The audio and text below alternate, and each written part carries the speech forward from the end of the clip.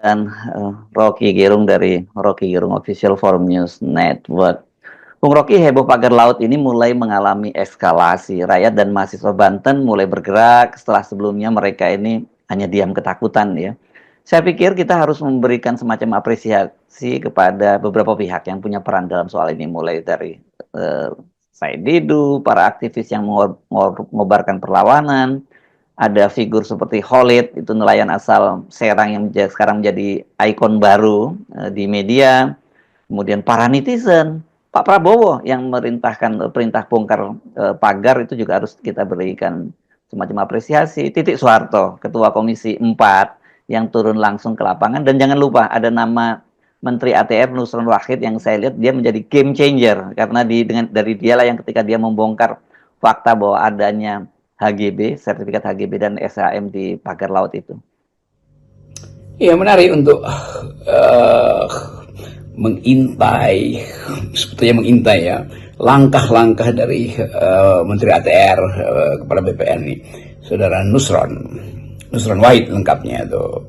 Justru karena dia mengambil terobosan di tengah-tengah kemacetan komunikasi politik antara pemerintah dan rakyat, lalu mulai dibuka oleh Nusron, mulai dari Pantai Indah Kapuk, HGB, dan karena tekanan netizen, akhirnya Nusron masuk di dalam sebetulnya frekuensi yang sama dengan para pengerti, yaitu membocorkan dari dalam apa-apa yang sebetulnya atau hal-hal yang sebetulnya ingin diketahui oleh publik melalui kuriositas netizen, yaitu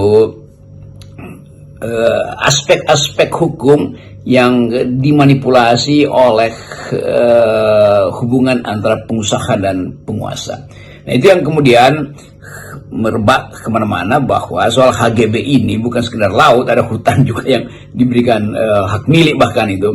Jadi Pak Nusron ini, saya kenal baik watak Nusron sebagai aktivis dulu di UI, mengerti apa yang disebut memanfaatkan opini publik untuk memungkinkan politik itu diasuh kembali melalui kecerdasan atau sistem berpikir yang kritis.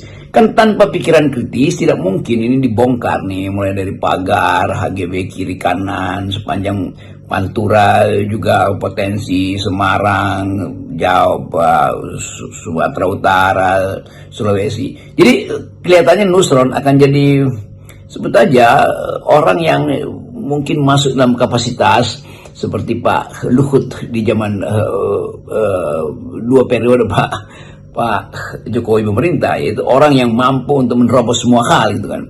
Jadi Nusron kita mesti beri untuk sementara, kita beri kesempatan pada beliau sebagai menteri dengan kapasitas dengan kekuatan politiknya itu di backup oleh Golkar untuk mulai membuka satu wacana yang bakal menghasilkan pikiran-pikiran baru bahwa penyelundupan hukum, manipulasi hukum itu adalah hal yang berlangsung secara sistematis dan terstruktur dan masif di rejim sebelumnya. Kan yang dibongkar oleh Nusron dalam rejim sebelumnya tuh. Jadi Nusron mulai memperlihatkan bahwa di zaman Pak Jokowi manipulasi hukum tanah itu udah berlangsung secara STM ya, sistematis, terstruktur dan masif.